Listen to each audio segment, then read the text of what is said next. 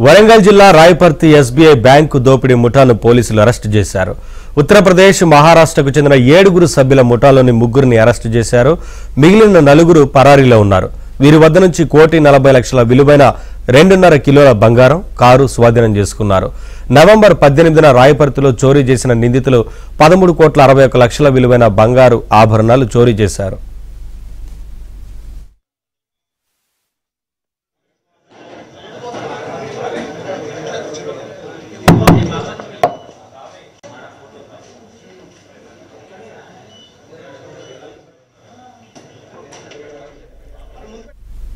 Updates మా correspondent Naveen అందిస్తారు. నవీన్, ఈ ముఠా సభ్యులకు సంబంధించి ఏం చెప్తున్నారు పోలీసులు, ఏంటి వివరాలు? సంచలనం సృష్టించిన రాయపర్తి ఎస్బీఐ బ్యాంకు రాబరీ కేసులో వరంగల్ సిపి నిందితులను మీడియా ముందు ప్రవేశపెట్టారు. అయితే ఈ రాబరీలో మొత్తం 7 నిందితులు పాల్గొనగా 3 మాత్రం అరెస్ట్ చేశారు. వీళ్ళంతా కూడా ఉత్తరప్రదేశ్, మహారాష్ట్రకు సంబంధించినటువంటి 7 ముఠా సభ్యులు. వీళ్ళంతా కూడా గ్రామీణ ప్రాంతాల్లో ఉండేటువంటి బ్యాంకులను టార్గెట్ గా చేసుకొని చోరీలకు పాల్పడుతుంటారని పోలీసులు వెల్లడించారు. అయితే ఆ రోజు రాయపర్తి బ్యాంకులో, అంటే గత నెల 18వ తేదీన అర్ధరాత్రి రాయపర్తి మండల కేంద్రంలో ఉన్నటువంటి ఎస్బీఐ బ్యాంక్ లో వెనుక నుంచి డోర్స్ పగలగొట్టి, ఎలా పగలగొట్టారో మళ్ళీ అలాగే వేసి వెళ్ళారు. అయితే డోర్స్ పగలగొట్టి లోపలికి వెళ్ళారు. లోపలికి వెళ్లి 13.5 కేజీల బంగారం, అంటే దాదాపుగా 20 కోట్ల విలువ చేసేటువంటి బంగారు ఆభరణాలు, నగదు ఇవన్నీ కూడా వాళ్ళు చోరీ చేశారు. చోరీ చేసి వీళ్ళంతా కూడా 7 వాటాలుగా పుంజుకుని విడిపోయారు. విడిపోయినాక రంగంలోకి దిగినటువంటి పోలీసులు వీళ్ళు బృందాలుగా విడిపోయి అప్పటి నుంచి నిందితుల కోసం వేట సాగించారు.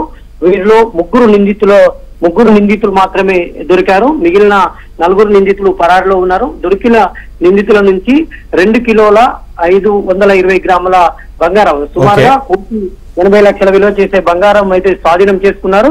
మిగిలిన 10 కేజీల బంగారం 4 నిందితుల కోసం అయితే గాలింపు కొనసాగుతుందని వరంగల్ సిపి కొద్దిసేపటి క్రితమే వెల్లడించారు. Naveen, thank you Naveen.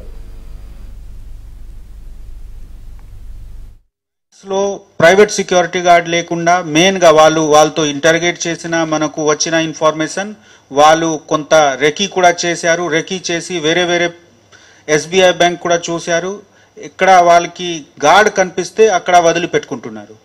Gourd లేకున్నా దొరికిన బ్యాంక్కి వాళ్ళు టార్గెట్ చేశారు. సో అది కూడా మేము షేర్ చేశాము కన్సర్న్డ్ ఆఫీసర్స్తో, ఏ విధంగా భవిష్యత్తులో అట్లా లేకుండా మనము ఎన్ష్యూర్ చేయాలి.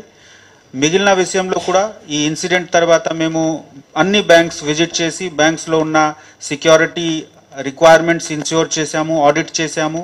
వాళ్ళకి ఉన్న షార్టేజెస్ గురించి వాళ్ళకు చెప్పడం, తర్వాత ఇంప్రూవ్మెంట్ గురించి చెప్పడం జరిగింది. సో మీ మాధ్యమంతో నేను అందరికీ రిక్వెస్ట్ చేస్తున్నాము, ఎస్పెషలీ ఎక్కడ క్యాష్ స్టోరేజ్ ఉంటే, గోల్డ్ స్టోరేజ్ ఉంటే అక్కడ తప్పకుండా సెక్యూరిటీ పెంచుకోవాలి.